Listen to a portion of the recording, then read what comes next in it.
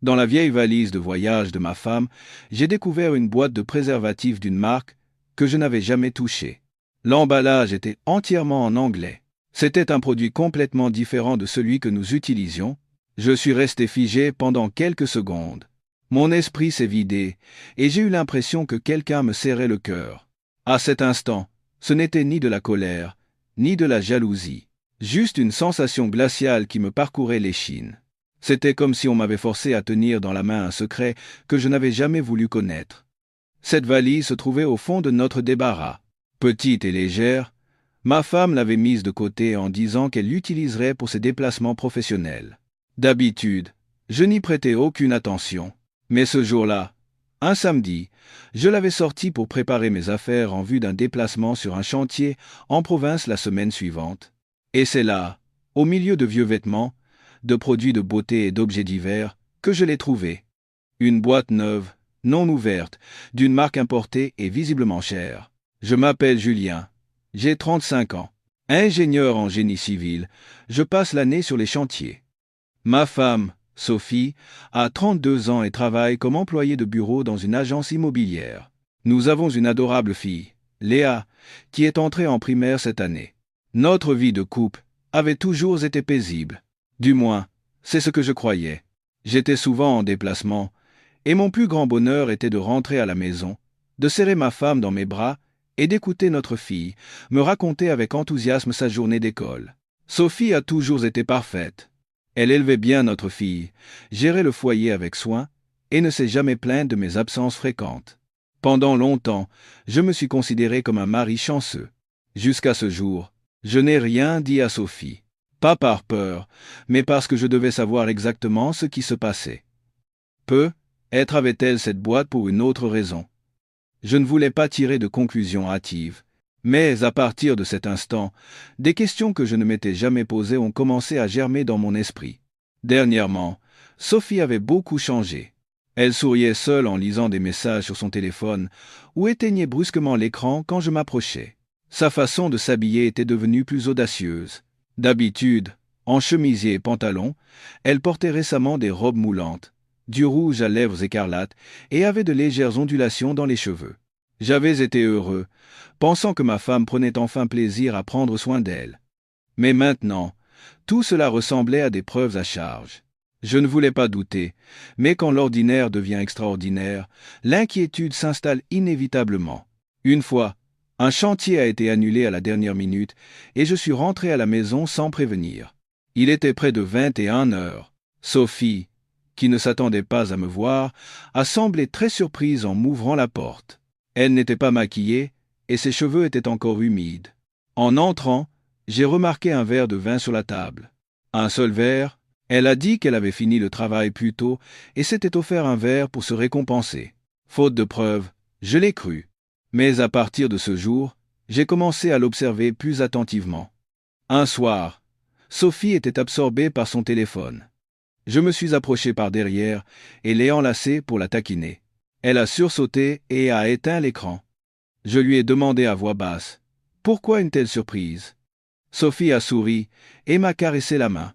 Oh, je discutais avec une collègue sur WhatsApp, elle racontait quelque chose de drôle. J'ai souri en retour, mais mon cœur était lourd. Depuis la naissance de notre fille, nos relations intimes s'étaient espacées. Sophie invoquait la fatigue, le fait que Léa dormait avec nous, une rhinite allergique, toutes sortes de raisons. Je comprenais, mais avec le recul, je me dis que j'ai peut-être été trop négligent.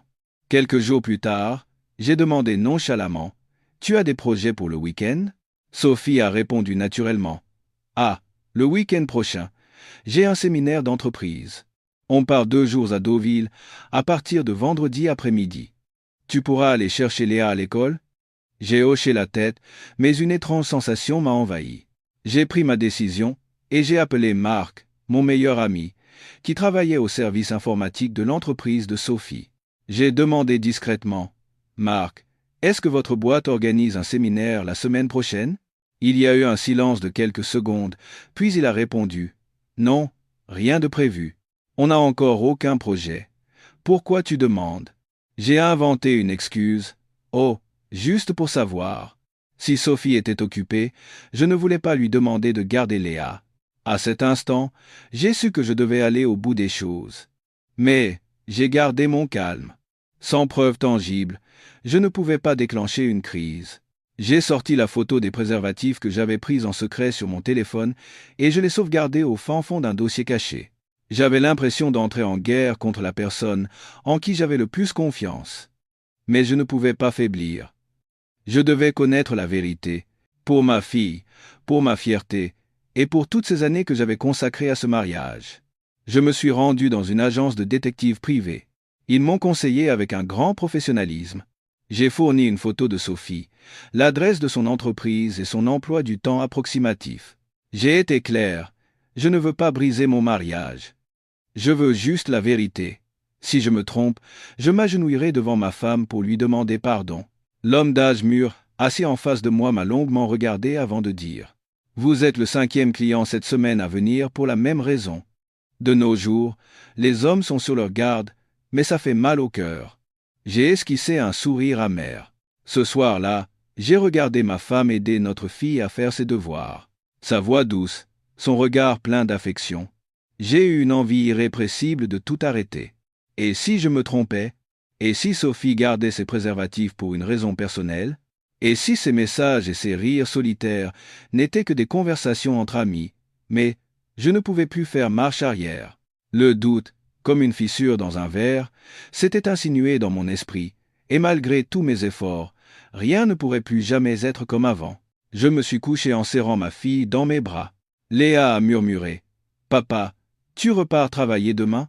La gorge nouée, je n'ai pu que hocher la tête en lui caressant les cheveux. « Oui, mon cœur, mais je te le promets, quand je reviendrai cette fois, plus personne ne fera de peine à ma petite fille et à maman. » L'enfant s'est endormi paisiblement contre moi, mais j'ai passé une nuit blanche. Le regard fixé au plafond, je me demandais « À quel moment ai-je perdu ma femme ?»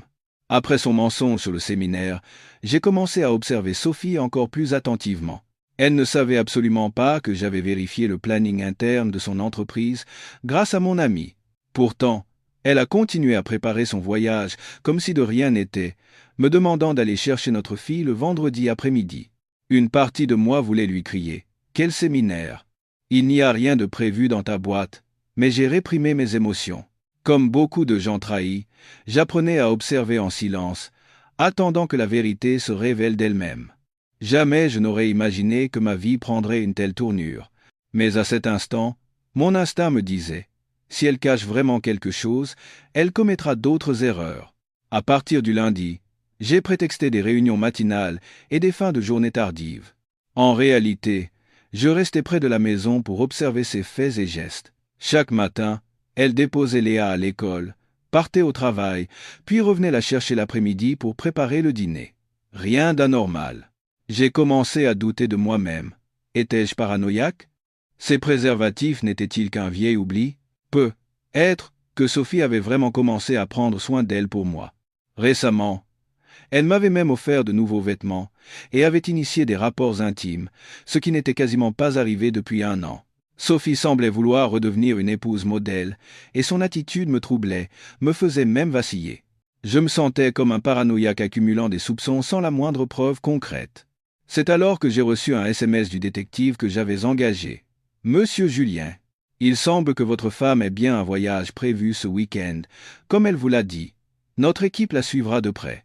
Si vous souhaitez vérifier par vous-même, vous pouvez nous accompagner, mais il est préférable de rester à distance pour ne pas être repéré. » En lisant ce message, j'ai senti mes mains trembler légèrement. Toutes les émotions en moi formaient une boule pesante. D'un côté, j'espérais encore que Sophie soit innocente. De l'autre, une partie de moi hurlait de vouloir voir la vérité de mes propres yeux. J'ai répondu sobrement « Je viendrai ». Vendredi après-midi, j'ai menti en disant que j'avais une urgence sur un chantier. J'avais préparé mes affaires à l'avance, confié Léa à ma mère qui habite à proximité, et j'ai quitté discrètement la maison pendant que Sophie se préparait. Grâce à la caméra du portail, je l'ai vue sortir avec une longue robe, une veste légère et tirant sa valise. Pour un voyage de groupe, ses bagages étaient bien maigres. Aucun collègue, aucune voiture de société ne l'attendait. Sophie a commandé un Uber. La destination n'avait rien à voir avec Deauville. C'était un hôtel 3 étoiles en plein centre-ville. Au volant de ma voiture, j'ai maintenu une distance de sécurité, les yeux rivés sur elle. Quand je l'ai vue descendre, j'ai eu le souffle coupé. Elle était seule. Elle s'est arrêtée devant l'hôtel, regardant autour d'elle comme si elle attendait quelqu'un. Quelques minutes plus tard, une berline argentée s'est garée. L'homme qui en est sorti semblait avoir une quarantaine d'années, vêtu d'une chemise blanche et d'un pantalon de costume noir. Il était légèrement dégarni mais soigné, tenant des clés de voiture et une petite sacoche. En voyant cet homme, Sophie s'est approchée avec un sourire. Ils ne se sont pas enlacés, ni n'ont eu de gestes particulièrement affectueux, mais le regard qu'ils ont échangé et le léger hochement de tête de Sophie m'ont tout fait comprendre.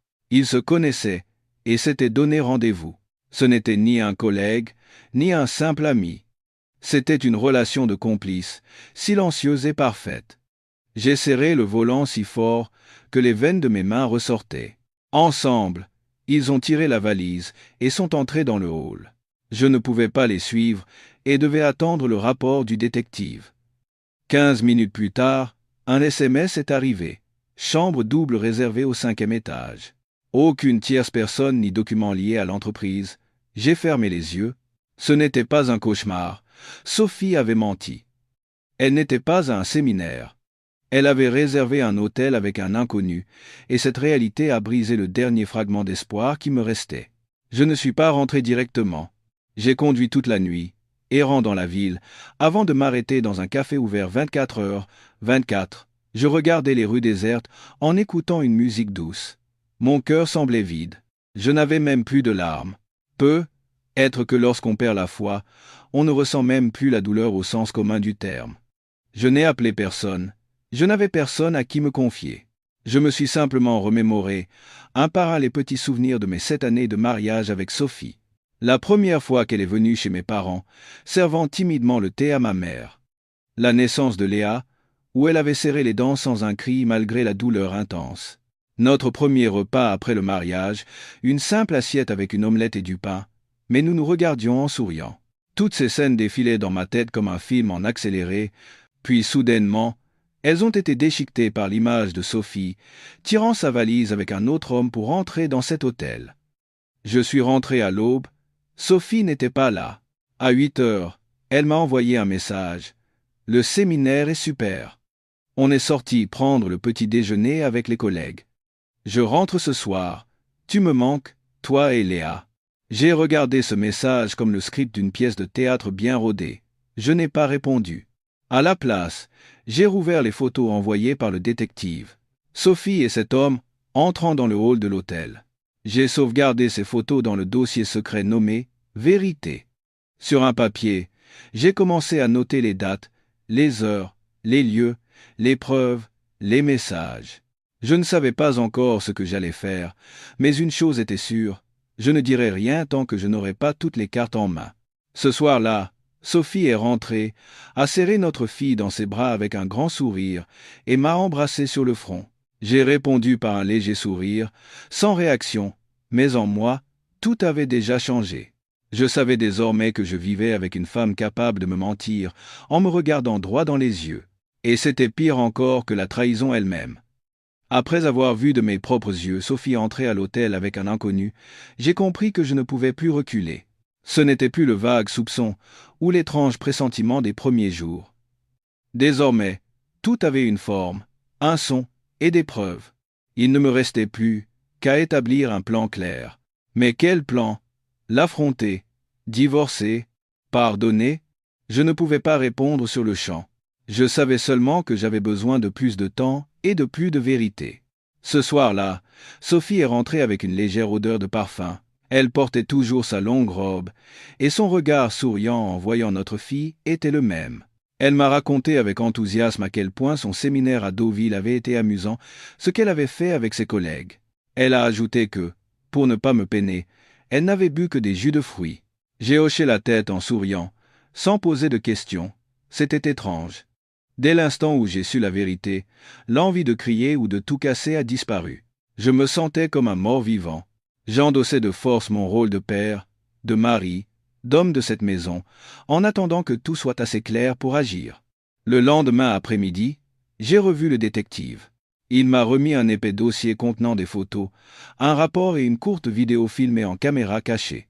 Dans la vidéo, Sophie et un homme, identifié comme Stéphane grâce à sa plaque d'immatriculation, entraient dans la chambre et y restaient près de 18 heures. Ils ne sont sortis qu'une seule fois pour dîner avant de revenir.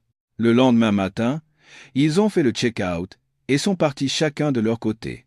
En regardant ces photos, j'ai senti mon cœur se vider. Le détective m'a demandé si je voulais continuer la surveillance. J'ai hoché la tête. Continuer, encore quelques semaines. Je veux savoir si c'était une impulsion ou une relation de longue date. Le détective a accepté et a promis de me faire un rapport quotidien en cas d'anomalie. J'ai payé un supplément pour une enquête plus approfondie, y compris un petit dispositif de suivi GPS à glisser discrètement dans le sac à main de Sophie. C'était la première fois de ma vie que je violais l'intimité de quelqu'un. Et cette personne était celle avec qui j'avais autrefois promis de passer le reste de ma vie. Les jours suivants, Sophie a repris sa routine habituelle. Elle partait à l'heure, allait chercher Léa à l'heure, parlait doucement et préparait les repas avec soin. Si je n'avais pas eu ce dossier entre les mains, j'aurais cru que tout cela n'était qu'un mauvais rêve. Mais mon instinct me disait que ce n'était pas la première fois. Et un jeudi soir, j'ai reçu un appel du détective. « Monsieur Julien, votre femme est actuellement dans un café près des Champs, Élysées. Elle n'est pas avec votre fille et n'est pas retournée au bureau après sa pause déjeuner. » J'ai regardé ma montre. 19h30. À 18h45, Sophie m'avait envoyé un message disant qu'elle serait en retard à cause d'un rapport de fin de mois. J'ai hoché la tête au téléphone sans réagir. Continuez de surveiller et prenez des photos nettes. Vers 21h, j'ai reçu les photos. Sophie entrait dans le même hôtel que la fois précédente, toujours avec Stéphane. Je n'étais plus surpris, juste un froid glacial qui m'envahissait. À ce moment-là, j'étais assis avec ma fille, l'écoutant lire un livre à voix haute. J'ai soudain réalisé qu'une partie de ma vie s'effondrait. Mais une autre partie, aussi pure que cet enfant devant moi, avait encore besoin que je reste debout, solide. J'ai commencé à me renseigner sur cet homme, Stéphane. Grâce à Facebook et LinkedIn, j'ai découvert qu'il était un ancien supérieur de Sophie dans son précédent emploi et qu'il travaillait maintenant comme cadre dans une autre entreprise. Il avait divorcé il y a 3 ans et n'avait pas d'enfant. Avec un faux compte, je lui ai discrètement envoyé une demande d'amis et j'ai suivi toutes ses publications publiques. Une chose m'a frappé. Il postait souvent des photos de lui au café. Le cadre incluait toujours une main de femme à côté de son verre, une main avec une fine bague en or, identique à celle de Sophie. J'ai zoomé sur chaque photo, comparant chaque détail. Je n'étais pas fou. Sophie me trompait, et son amant ne cherchait même pas à le cacher. Il semblait fier de sa conquête, affichant subtilement leur relation. J'ai serré les poings, luttant pour garder mon calme. J'ai décidé de vérifier le téléphone de Sophie. Une nuit, alors qu'elle dormait profondément, j'ai utilisé son index pour le déverrouiller. Par chance, ou par malheur, Sophie n'avait pas changé son empreinte digitale. Dans l'application WhatsApp principale, toutes les conversations étaient effacées. Mais j'ai trouvé une autre application WhatsApp, cachée derrière un dossier de travail. En l'ouvrant, j'ai vu la conversation que je redoutais le plus. « Chérie, je suis arrivé. La chambre est la 501, comme la dernière fois. » C'était un message envoyé cet après-midi-là. Le nom de l'expéditeur était S. Directeur. La photo de profil était celle de Stéphane. J'ai pris des captures d'écran de toute la conversation, je les ai envoyées sur mon téléphone, puis j'ai effacé les traces de ma connexion. Sophie ne s'est rendue compte de rien. Elle dormait paisiblement à côté de moi et a même tendu le bras pour m'enlacer, comme d'habitude. Mais j'ai passé une nuit blanche. Le regard fixé au plafond, je réfléchissais à ce que j'allais faire. Je ne pouvais pas pardonner. Non, on ne pardonne pas un mensonge aussi long, aussi serein, aussi dénué de culpabilité. Je suis un homme. Je peux supporter beaucoup de choses, mais je ne peux pas accepter que la femme qui dort à mes côtés chaque nuit ait un autre visage auprès d'un autre homme. Le lendemain, j'ai déposé Léa à l'école plus tôt que d'habitude. Dans la voiture, elle m'a demandé « Papa, pourquoi tu as l'air triste ces derniers temps? Tu as toujours les yeux rouges. » J'ai souri en lui, pinçant la joue. « C'est parce que ma petite Léa me manque trop. Papa est triste. » Elle a gloussé, puis a redemandé « Et maman, est-ce que papa lui manque aussi ?» Je ne savais pas quoi répondre. Je lui ai juste caressé la tête en disant « J'imagine. Maman dit toujours qu'elle aime papa. » Mais au fond de moi, il n'y avait plus aucune certitude. Ce midi-là, j'ai rencontré un avocat de ma connaissance. Je n'avais pas l'intention de divorcer dans la précipitation, mais j'avais besoin de conseils sur la garde des enfants, le partage des biens et la manière de procéder avec des preuves d'adultère. L'avocat a écouté mon histoire et a hoché la tête. Avec des preuves aussi solides, vous avez de très grandes chances d'obtenir la garde. Par contre, si l'appartement est au nom de vos beaux-parents, il sera difficile de le récupérer. Mais vous pourrez négocier un droit de visite et d'hébergement raisonnable. Je suis sorti du bureau avec le dossier que j'avais imprimé quelques jours plus tôt. J'avais l'impression de préparer un plan que je n'aurais jamais imaginé. Mais cette fois, je ne me permettrais aucune faiblesse. Sophie avait choisi de sortir du cercle de sécurité. Je ne retiendrai plus quelqu'un qui a tourné le dos au foyer, que j'avais protégé de toute ma foi. Jamais je n'aurais cru qu'un jour viendrait où je traiterais ma femme comme une étrangère, voire une ennemie à surveiller. Mais après tout ce que j'avais vu, ces vidéos, ces photos, ces messages, j'ai compris. Si je fléchissais, si je reculais, je n'obtiendrais en retour qu'une série de trahisons sans fin. Sophie n'avait pas commis une simple erreur. Tout était répétitif, systématique. Il y avait des rendez-vous, des messages secrets, des traces. Et le plus douloureux, c'est qu'après tout ça, elle pouvait rentrer à la maison, embrasser son enfant, m'embrasser, préparer le dîner, et rire comme si de rien n'était. Cette sérénité me glaçait le sang. Ce n'était pas du remords, c'était une habitude, une routine bien huilée. J'ai commencé à élaborer un plan méticuleux. Mon premier objectif n'était plus simplement de confirmer la vérité, mais de rassembler suffisamment de preuves pour me protéger, surtout en cas de procédure judiciaire. Je savais que si je n'étais pas bien préparé, tout pourrait être retourné contre moi.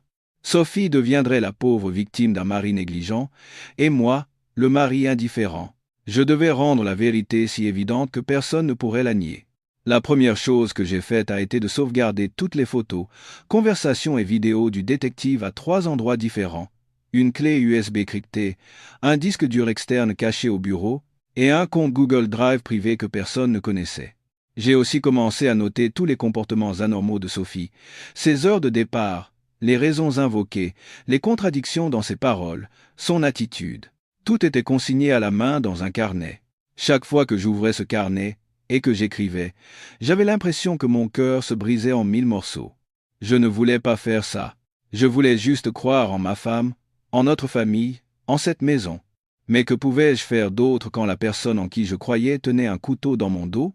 Une semaine plus tard, Sophie m'a encore dit « Samedi, je dois voir un client à Lyon. Je pars le matin et je reviens le soir, mais ça pourrait être tard. Tu t'occuperas de Léa ?» J'ai hoché la tête, mais dans ma tête, une alarme s'est immédiatement déclenchée. J'ai tout de suite envoyé un message au détective pour lui demander de la suivre de très près. Et ce matin-là, j'ai discrètement fixé un minuscule traceur GPS sous le revers de la veste de Sophie. C'était fin comme un autocollant, et je pouvais suivre sa position sur mon téléphone. À ce moment-là, je ne savais pas si je devais rire ou pleurer de moi-même. Un mari obligé d'utiliser la technologie pour savoir où se trouve sa femme. Ce simple fait était déjà une immense humiliation. Ce samedi, j'ai emmené Léa au parc, j'ai fait comme si de rien n'était. Léa courait, mangeait une glace, me suppliait de la prendre en photo. Pendant ce temps, ma main serrait mon téléphone, mes yeux fixés sur l'écran de suivi. Le point rouge se déplaçait lentement de notre maison vers le centre-ville. J'ai envoyé un message au détective. Le point rouge se dirige vers l'hôtel précédent. Le détective a répondu « Je suis juste derrière. J'attends vos instructions. » Environ 10 minutes plus tard, un message est arrivé. Même véhicule que la dernière fois. L'homme l'a récupéré à environ 500 mètres de chez vous. Ils se dirigent tous les deux vers l'hôtel. Il est certain qu'elle ne va pas à Lyon. Je n'avais pas besoin de plus de confirmation, mais j'ai attendu. Quelques minutes plus tard, une photo a été transmise. On y voyait Sophie, descendant de la voiture, souriant en arrangeant légèrement ses cheveux avant d'entrer à l'hôtel, avec Stéphane. C'était la 4e photo prise au cours des 3 dernières semaines. J'ai classé cette photo par ordre chronologique dans un dossier nommé « Preuves adultères, terminé ». Rien que de voir le nom de ce dossier me donnait la nausée. J'ai regardé ma fille qui courait vers moi en criant « Papa, prends-moi en photo avec les pigeons ». J'ai forcé un sourire. J'ai levé l'appareil, mais mes yeux se sont embués. Ma fille était encore trop jeune pour comprendre que sa propre mère trahissait l'homme qui l'emmenait jouer au parc chaque semaine. Ce soir-là, Sophie est rentrée tard. Elle a prétexté des embouteillages sur la route de Lyon. Le client était si difficile, il m'a épuisé toute la journée. Je me suis contenté de hocher la tête, sans rien demander. Mais pour la première fois, je l'ai regardée droit dans les yeux pendant qu'elle mentait. Et j'ai réalisé une chose, elle ne ressentait absolument aucune culpabilité. Elle mentait avec une aisance, un naturel, sans ciller. J'ai commencé à me demander si ce n'était pas sa première infidélité. Être que Stéphane n'était qu'un homme parmi d'autres dont je n'avais jamais rien su. Ces questions me rongeaient chaque nuit, mais je ne me suis pas laissé emporter par mes émotions. Je devais rester froid. Je devais me préparer pour l'étape la plus importante, la révélation. Mais je ne voulais pas que ça se termine par une simple dispute. Je voulais un coup de grâce, un coup unique, que personne ne pourrait nier ou justifier. Je voulais que Sophie réalise que je savais tout depuis le début et que je l'avais laissé jouer sa comédie parfaite sans jamais la trahir. J'ai appelé la sœur aînée de Sophie, ma belle-sœur, qui était plus proche de moi qu'une sœur. J'ai demandé, l'air de rien, « Comment va Sophie ces temps-ci » Elle a hésité un instant, puis a dit, « Sophie, elle va bien. On dirait qu'elle fait des efforts pour être plus jolie ces derniers temps. Il y a un problème, Julien ?» J'ai ri légèrement. Non, non, je demandais juste. Mais dans ma tête, une idée avait déjà germé.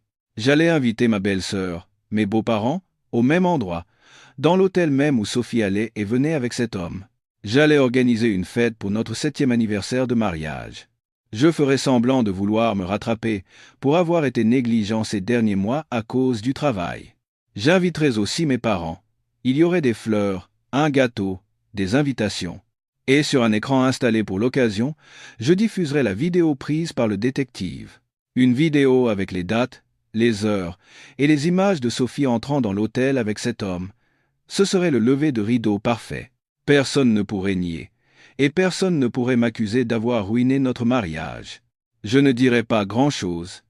Je montrerai simplement la vérité à tout le monde, avec des images et des preuves irréfutables. Et ensuite, je remettrai à Sophie son dernier cadeau, les papiers du divorce.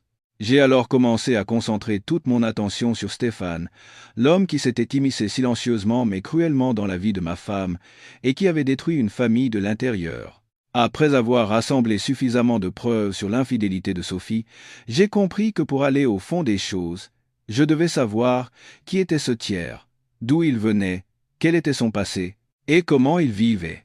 Je ne voulais pas simplement divorcer et en finir. Il fallait que tous les masques tombent. Grâce aux réseaux sociaux, j'ai trouvé le compte personnel officiel de Stéphane. Son nom complet était Stéphane Kim, il avait 40 ans. Il avait fréquenté la même université que Sophie, mais dans une autre filière. Il avait été le chef d'équipe au service des ressources humaines de l'ancienne entreprise de Sophie, où elle avait travaillé plus de 4 ans avant de changer. Sur Facebook, Stéphane postait souvent des photos de lui au café, avec une main de femme à côté de son jus d'orange ou de son café noir. Le visage était habilement caché, mais c'était suffisant pour suggérer. Les légendes étaient souvent du type « une journée légère avec une personne légère » où certaines relations n'ont pas besoin de nom. Plus je regardais, plus la colère montait, mais je devais garder mon calme. Cet homme n'était pas simple, il n'était pas du genre à se cacher. Il tirait une certaine fierté de sa relation illicite. J'ai créé un faux compte Facebook et lui ai envoyé une demande d'amis en prétendant être un ancien camarade de promotion. Il a accepté 2 jours plus tard et je lui ai envoyé un simple message pour prendre de ses nouvelles et lui demander ce qu'il faisait maintenant. Il n'a pas répondu tout de suite, mais 3 jours plus tard, il m'a envoyé une réponse polie et courtoise, le parfait employé de bureau. J'ai sondé le terrain. Je me souviens que tu étais super populaire à l'époque. Il y avait même une fille de la compta qui était folle de toi, non? Il a répondu avec un emoji. Ah ah, ça c'est de l'histoire ancienne. Maintenant, il n'y a qu'une seule personne dans mon cœur. Elle est très spéciale. J'ai posé quelques questions de plus, mais il n'a pas révélé son nom. Mais je savais très bien qu'il parlait de Sophie. Mon sang bouillait.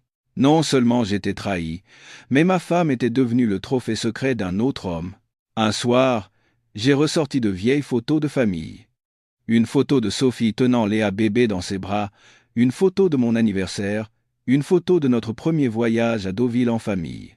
Le visage de Sophie sur ces photos était si différent de celui d'aujourd'hui. Clair, pur, et son regard n'était tourné que vers moi. Je me suis demandé, à quel moment cette femme a-t-elle cessé d'être la mienne?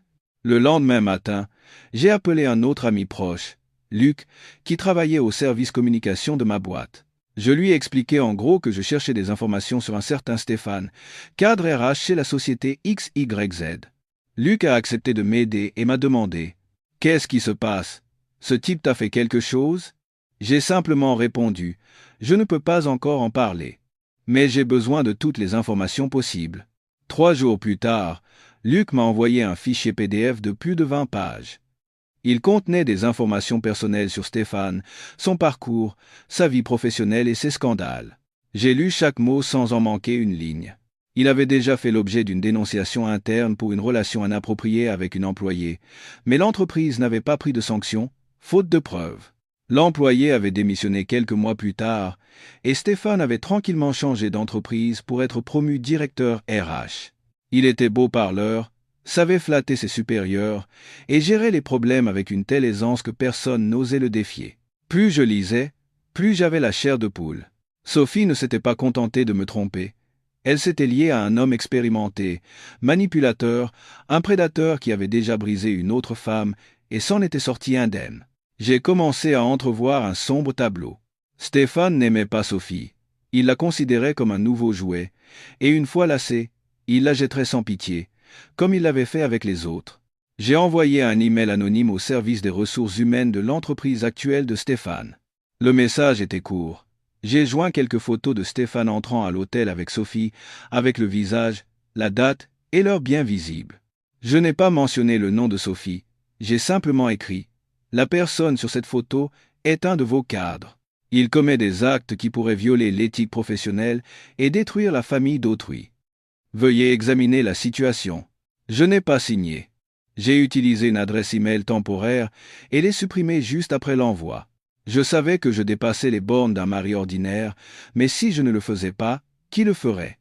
Un homme comme Stéphane, si personne ne l'arrête, répétera son cycle destructeur avec d'autres familles. Je ne pouvais pas le laisser faire. Une semaine plus tard, j'ai eu des nouvelles par un ami de l'industrie. Stéphane avait été temporairement suspendu de ses fonctions pour une enquête interne sur sa vie privée, suite à une dénonciation anonyme. J'ai souri. Pas de joie, mais parce qu'il commençait enfin à payer.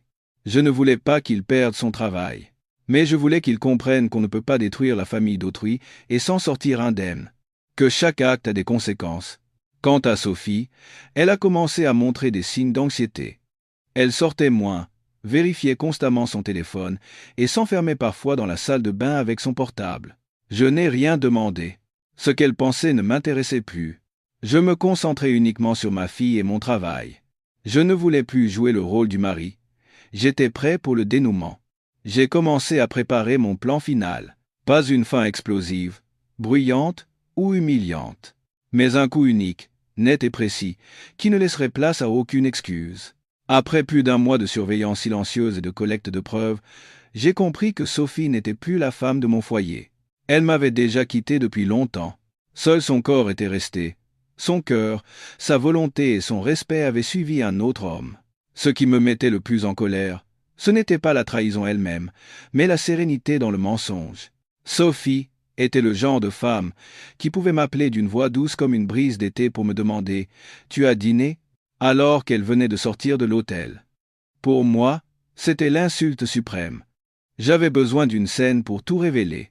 Je voulais qu'elle voie de ses propres yeux tout ce que je savais et que j'avais enduré en silence, et je voulais que nos 2 familles le voient aussi. Non pas pour l'humilier, mais pour que personne ne puisse dire que j'avais agi de manière impulsive ou irrationnelle. J'avais besoin de témoins, et je voulais qu'ils voient le vrai visage de Sophie.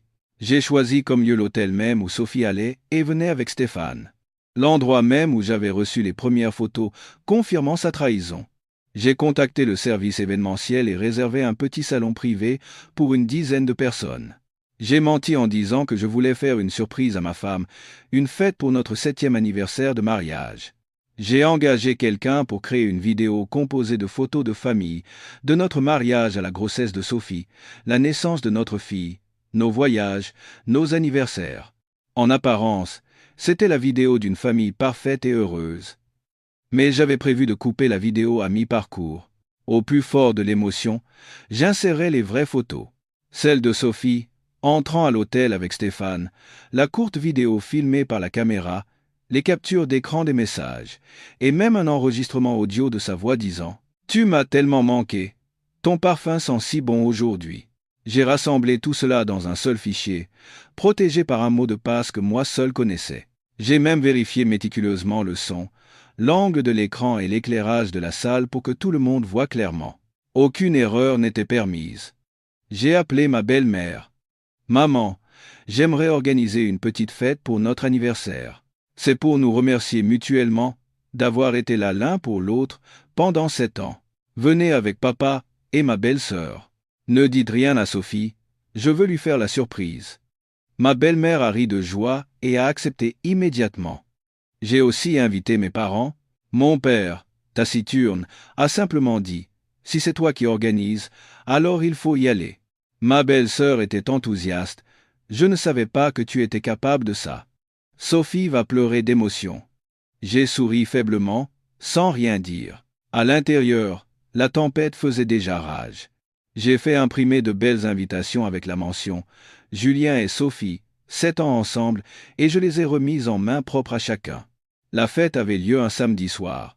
J'ai dit à Sophie « Ne prépare pas à dîner demain. Je t'emmène à une petite fête.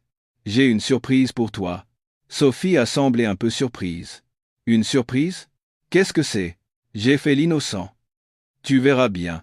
Si je te le dis maintenant, ce ne sera plus drôle. » Elle a souri en hochant la tête, puis a demandé « Qu'est-ce que je dois mettre ?»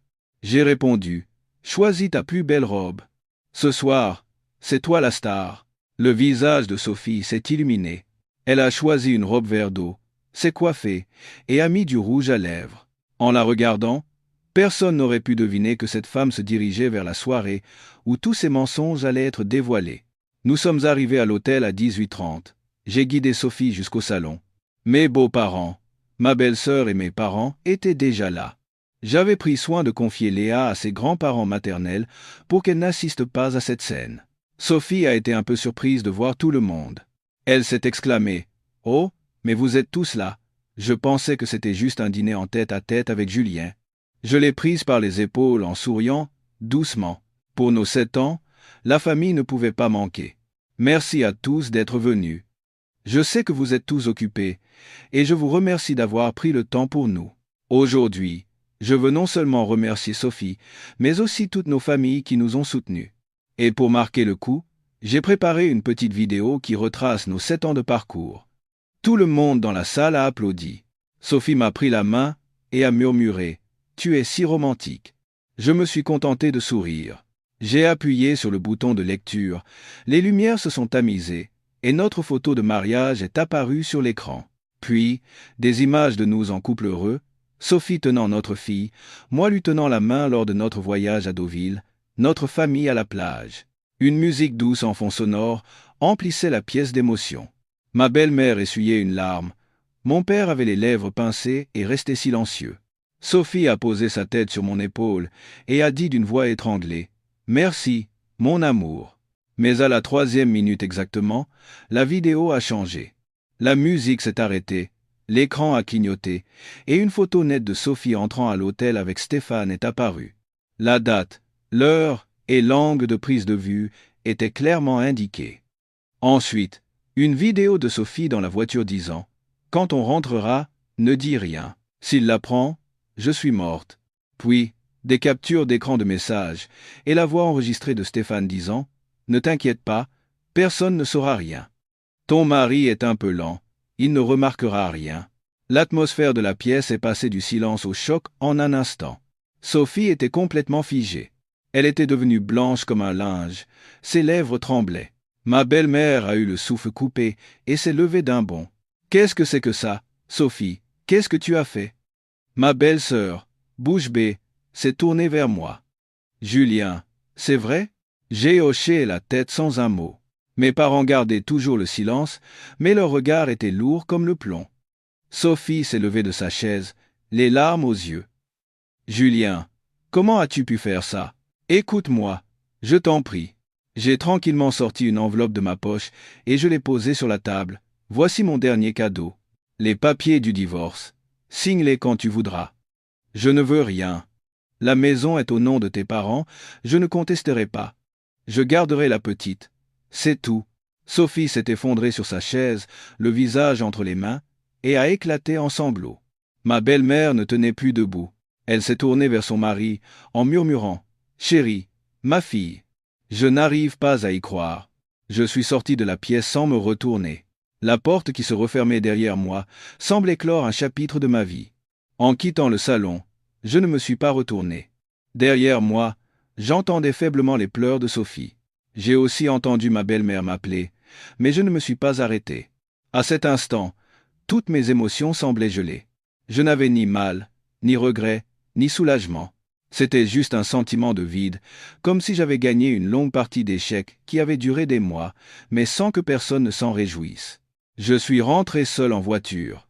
Sur le chemin, je me suis arrêté dans une supérette pour acheter une bouteille d'eau que j'ai bu d'un trait sur le trottoir. L'eau était froide, mais ma gorge était toujours sèche. Je ne comprenais pas pourquoi les larmes ne coulaient plus, probablement parce qu'elles s'étaient toutes taries il y a longtemps. Être qu'un homme, quand la douleur atteint son paroxysme, ne pleure plus. Les larmes ne sont plus un exutoire, seul le silence demeure. Un silence lourd et froid. Quand je suis arrivé à la maison, tout était à sa place. La chambre, le lit, l'armoire, le doudou de Léa sur le canapé. Tout était d'un calme effrayant. Je me suis assis, j'ai regardé autour de moi, puis j'ai pris mon téléphone. Plus de 20 appels manqués de Sophie, et une avalanche de messages. Julien, je suis désolé. S'il te plaît, ne fais pas ça. Donne-moi une chance. Je vais tout arranger avec lui. J'ai eu tort. Vraiment, j'ai eu tort. J'ai lu tous les messages, mais je n'ai pas répondu. Je savais que Sophie avait peur. Pas seulement parce que tout avait été révélé devant sa famille, mais parce qu'elle avait compris que cette fois, je n'étais pas simplement en colère. J'étais prêt à la quitter. J'avais un plan, j'avais tout organisé, et je l'avais lâchée de telle manière qu'elle n'avait plus aucune issue. Je suis resté longtemps à réfléchir. Je ne pouvais pas dire que je n'aimais plus Sophie. Mais je savais que mon amour avait été piétiné, usé, rouillé par les intempéries. Je ne pouvais plus vivre en me demandant à chaque sourire de ma femme. Est-ce sincère cette fois, ou est-ce une comédie? Le lendemain matin, Sophie est venue. Sans appel, sans message. Quand j'ai ouvert la porte, elle était là, les cheveux en désordre, les yeux gonflés. Pas de maquillage, et à la place de ses robes élégantes, un vieux t-shirt et un jean délavé. Je me suis écarté sans un mot pour la laisser entrer. Sophie est restée debout au milieu du salon, les mains jointes. Je n'ai rien dit non plus.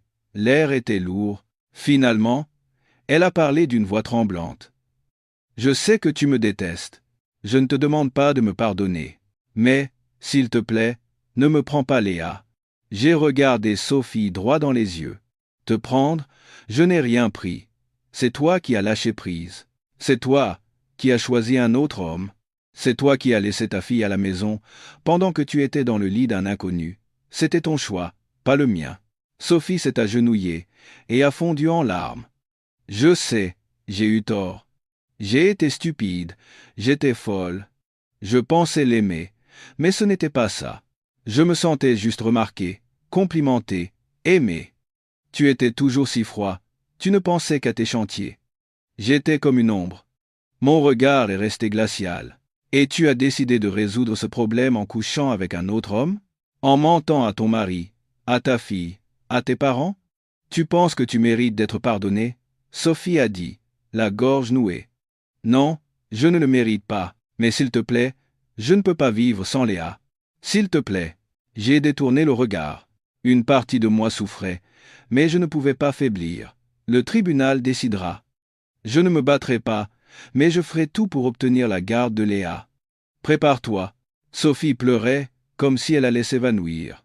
3 jours plus tard, j'ai officiellement déposé une demande de divorce, avec toutes les preuves d'adultère, enregistrement photo, vidéo, témoignage du détective, et même le témoignage d'un ami qui avait vu Sophie au café avec Stéphane. Mon avocat m'a dit qu'avec ce dossier, j'avais près de 100% de chance d'obtenir la garde. Je n'étais pas heureux. J'avais l'impression d'avoir gagné une guerre dont l'enjeu était ma vie entière. Sophie a signé les papiers 3 jours plus tard. Sans résistance, sans négociation. Elle a signé comme une poupée sans âme, puis s'est levée sans un mot. Je l'ai raccompagnée jusqu'à la porte. Pour la première fois depuis des semaines, je la voyais non pas comme ma femme, mon amante, la personne que je serrais dans mes bras chaque nuit. Elle était maintenant une étrangère. Je ne la détestais plus, je ne l'aimais plus. J'avais juste de la pitié.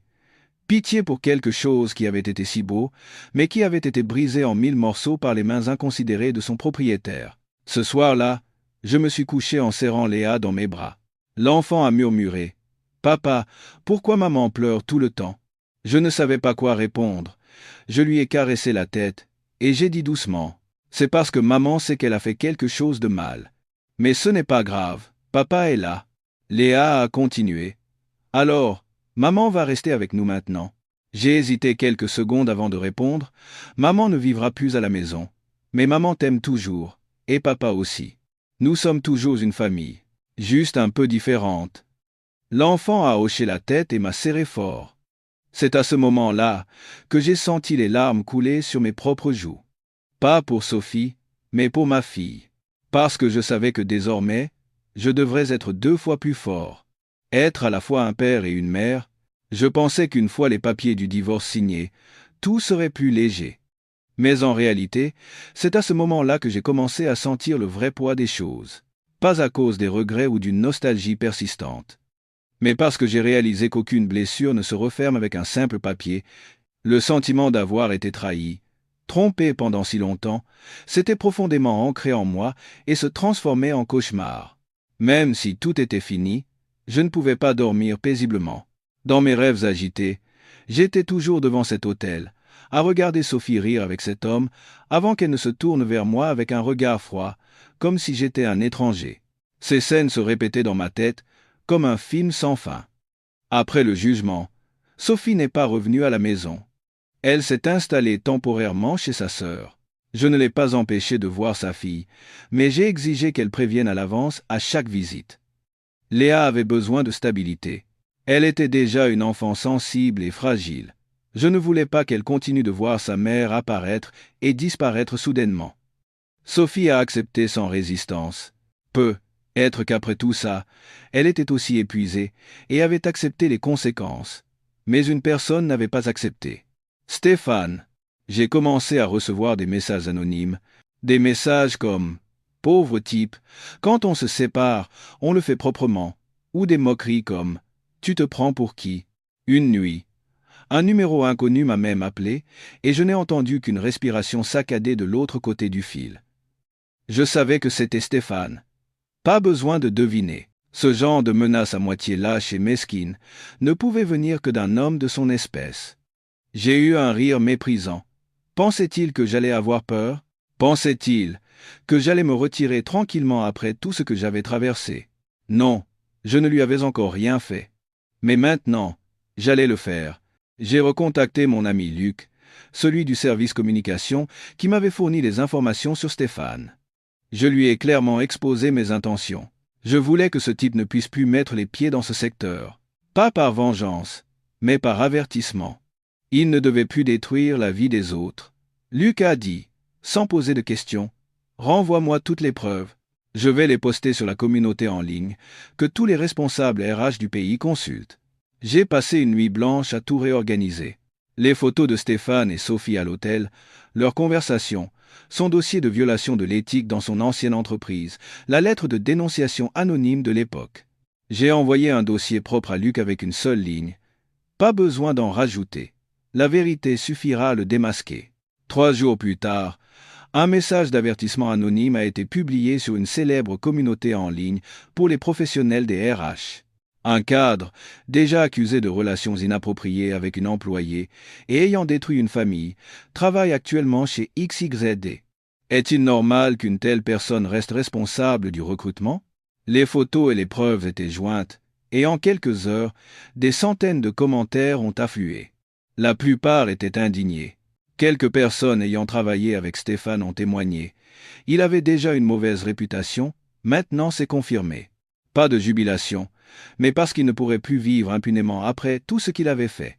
Ce soir-là, j'ai reçu un appel d'un numéro inconnu. En décrochant, j'ai entendu la voix rauque d'un homme qui semblait retenir sa colère. « Tu crois que tu vas t'en sortir comme ça? Tu veux aller jusqu'au bout, c'est ça ?» J'ai répondu sobrement. « Monsieur Kim, merci de confirmer votre identité. Cette conversation est entièrement enregistrée. Si vous continuez à me harceler, moi ou ma fille, cet enregistrement sera transmis directement à la police et à votre entreprise. » Compris. Le silence s'est fait de l'autre côté. J'ai continué. « Ah, et ne vous inquiétez pas. La vengeance ne m'intéresse pas. Je voulais juste vous faire comprendre que quand on fait une erreur, on en paie le prix. Maintenant, occupez-vous de vos affaires. » J'ai raccroché. Il n'a plus jamais appelé. Je n'ai pas parlé de ça à Sophie. Pas pour le cacher, mais parce que je n'en voyais pas la nécessité. Sophie avait choisi Stéphane, et c'était le mauvais choix. Elle avait déjà bu la coupe amère qu'elle s'était servie. Je n'avais pas besoin de le lui rappeler. Une semaine plus tard, Sophie est venue voir sa fille. Elle avait visiblement maigri, ses yeux étaient cernés, et sa voix manquait de vie. Elle a regardé silencieusement sa fille jouer, puis m'a demandé à voix basse, « Tu as fait quelque chose à Stéphane ?» J'ai répondu, « Je n'ai rien fait. C'est lui qui a provoqué tout ça. Tu n'as pas à t'inquiéter. » Sophie a hoché la tête et n'a plus rien dit. Avant de partir, elle s'est arrêtée sur le seuil et m'a regardé une dernière fois. Son regard semblait vouloir dire quelque chose, mais elle a vite détourné la tête. Je n'ai rien demandé, je n'avais pas besoin d'entendre. Je savais que désormais, nos vies suivaient deux chemins complètement séparés. Ma fille serait le seul lien qui nous unirait, et je protégerais ce lien de toutes mes forces, pour que personne ne le touche, que personne ne le brise. J'ai autrefois gardé le silence pour protéger ma famille. Maintenant, je parlerai pour protéger mon avenir et celui de ma fille. Après tous ces événements, je suis finalement revenu à ma place de père célibataire. Plus de femme, plus d'illusions de famille heureuse. Il ne me restait que ma fille et l'énorme responsabilité qui pesait sur mes épaules face à cette petite âme qui ne comprenait pas tout ce qui se passait. Sophie et moi avons finalisé le divorce. Conformément au jugement, j'ai obtenu la garde et Sophie un droit de visite régulier chaque semaine. Je n'ai pas contesté l'appartement, qui était au nom de mes beaux-parents. Après avoir déménagé, j'ai loué un petit 3 pièces modeste à environ 2 kilomètres de l'école de Léa. Tous ces changements se sont produits très rapidement, mais j'ai fait de mon mieux pour offrir un sentiment de stabilité à ma fille. Je n'ai pas utilisé le mot divorce avec Léa, je n'ai pas dit que sa mère nous avait abandonnés, et je n'ai rejeté la faute sur personne. J'ai simplement dit, papa et maman vont vivre dans des maisons différentes maintenant. Mais tous les deux t'aiment toujours autant. Quand j'ai expliqué ça, Léa est restée silencieuse un long moment. Elle n'a posé qu'une seule question. Alors pour Noël, je dois accrocher ma chaussette dans quelle maison? Je l'ai serrée fort dans mes bras et j'ai répondu, la gorge nouée, chez papa. Mais on pourra écrire une lettre au Père Noël pour qu'il envoie aussi un cadeau chez maman. D'accord? Léa a souri légèrement, a hoché la tête et a enfoui son visage dans ma poitrine. Cette nuit-là, je n'ai pas dormi. La vie de parent solo a commencé par une série de maladresses. Auparavant, Sophie s'occupait de la plupart des tâches parentales. Je ne l'aidais que pour les grandes choses, les sorties, les réunions de parents, l'aide aux devoirs. Mais maintenant, tout était de mon ressort, de la préparation du petit déjeuner à la vérification des devoirs, en passant par le choix des vêtements en fonction de la météo et le coiffage de ses cheveux. Les premiers jours ont été visiblement difficiles. J'ai brûlé des toasts, j'ai préparé du lait trop fade qui a fait grimacer ma fille, et j'ai oublié de préparer son uniforme à l'avance. Ce n'est qu'au réveil que j'ai été surpris de voir mon enfant, encore en pyjama, attendre que je fasse un miracle. Mais Léa ne s'est pas plainte. Elle était devenue très mature. À chaque fois que je faisais une erreur, elle souriait simplement et disait doucement, « Ce n'est pas grave, papa. On refera demain. Estaf, perdon, donc assez, pronto. » Ces mots me rendaient triste et en même temps, mon cœur se serrait de pitié pour elle. Les enfants ont une capacité d'adaptation incroyable, mais cela ne signifie pas qu'ils ne souffrent pas. Je savais que sa mère lui manquait, mais elle ne le disait jamais. Chaque fois que Sophie venait, Léa courait joyeusement pour la serrer dans ses bras. Mais après son départ, elle restait longtemps assise à regarder la porte. Si je lui demandais si elle était triste, elle secouait la tête et disait « Je suis habituée ». J'ai commencé à aménager mon travail pour passer plus de temps avec elle. J'ai refusé les chantiers en province et n'ai accepté que des projets en ville. Mon revenu a diminué, mais j'ai gagné du temps pour m'occuper pleinement de Léa. Les jours sans travail, je me levais tôt pour préparer le petit déjeuner et l'accompagner à l'école. Le soir, nous étudions ensemble, lisions des livres, écoutions de la musique. J'ai appris à Léa à faire la vaisselle, à plier ses vêtements, à nettoyer son bureau. C'était de petites choses, mais elle se sentait plus grande, et moi, je me sentais moins seul. Grâce à Léa, je n'étais plus vide. Un jour, alors que je faisais la vaisselle, Léa est venue m'enlacer par derrière et m'a demandé en levant les yeux. « Papa, tu es triste, parce que maman n'est plus là ?» Je me suis arrêté un instant. En regardant l'évier, j'ai eu l'impression que les bulles de savon éclataient et disparaissaient soudainement. Je ne voulais pas mentir, mais je ne voulais pas non plus la blesser. Je me suis simplement penché pour la prendre dans mes bras, et j'ai dit « Papa est triste. » Mais je suis encore plus heureux parce que Léa est à côté de moi. Léa a hoché la tête. « Alors, je resterai avec papa pour toujours. » J'ai souri, et j'ai dit « Non, plus tard, quand ma petite Léa se mariera, elle devra suivre son mari. » Léa a fait la moue et a dit « Non, je veux me marier avec papa. » Cette parole innocente m'a fait rire, mais mes yeux se sont embués. Malgré tous mes efforts pour le cacher, je savais qu'il y avait un vide dans le cœur de mon enfant qui ne pourrait jamais être comblé. Une fois, en rentrant de l'école, Léa m'a demandé « Papa, dans ma classe, il y a un ami qui s'appelle Maxime, et il dit que si les parents se séparent, c'est parce que la maman a trouvé quelqu'un d'autre. C'est pareil pour notre maman ?» Je suis resté figé. Je savais que ce jour viendrait, mais entendre la question directement de la bouche de mon enfant m'a transpercé le cœur comme un couteau. Je me suis assis, et j'ai regardé mon enfant droit dans les yeux. Il y a beaucoup de raisons aux affaires des grands. L'important, c'est que personne ne t'a abandonné. Maman t'aime toujours, et papa aussi. Et tu n'as rien fait de mal. L'enfant est resté silencieux un moment, puis a redemandé « Alors, pourquoi maman ne vit pas avec nous ?» J'ai répondu doucement « C'est parce que papa et maman ne s'entendent plus. Mais tu peux voir maman, quand tu veux, on n'a perdu personne. » L'enfant a hoché la tête, mais je savais que ces réponses n'étaient que des solutions temporaires. Un jour, elle comprendrait tout, et j'espérais seulement que d'ici là, elle ne perdrait pas la chaleur dans son cœur. J'ai commencé à tenir un journal. Pas pour moi, mais pour Léa. J'y consignais chaque jour que nous passions ensemble.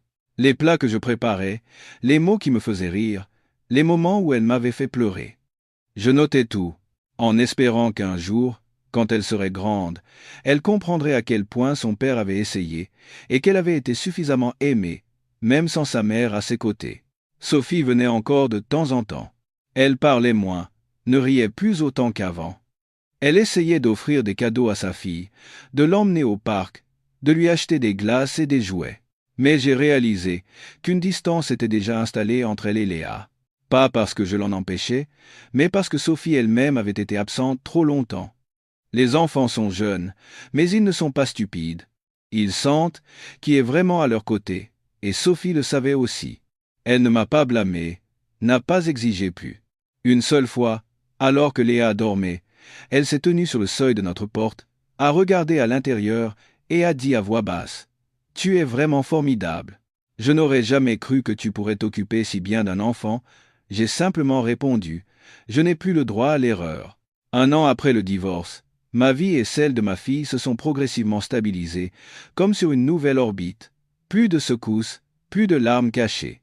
Je vivais toujours dans le vieil appartement que j'avais loué le jour où nous avions déménagé, mais tout à l'intérieur avait complètement changé. J'avais repeint les murs en bleu ciel, selon les goûts de Léa, et j'avais collé des autocollants de fleurs et de papillons dans sa chambre. La cuisine était propre et ordonnée, une habitude que j'avais gardée de mes années sur les chantiers. Sur la petite table, il n'y avait qu'un seul cadre, Une photo de Léa et moi, prise au zoo pour son anniversaire. Il n'y avait pas de photo de Sophie. Non pas que j'ai voulu l'effacer, mais j'avais choisi de ne garder que ce qui restait de plus intact. J'avais monté ma propre équipe de construction, et je prenais des chantiers de taille moyenne près de la ville. C'était suffisant pour élever mon enfant et vivre dignement. Ni riche, ni glamour, mais je ressentais une sérénité.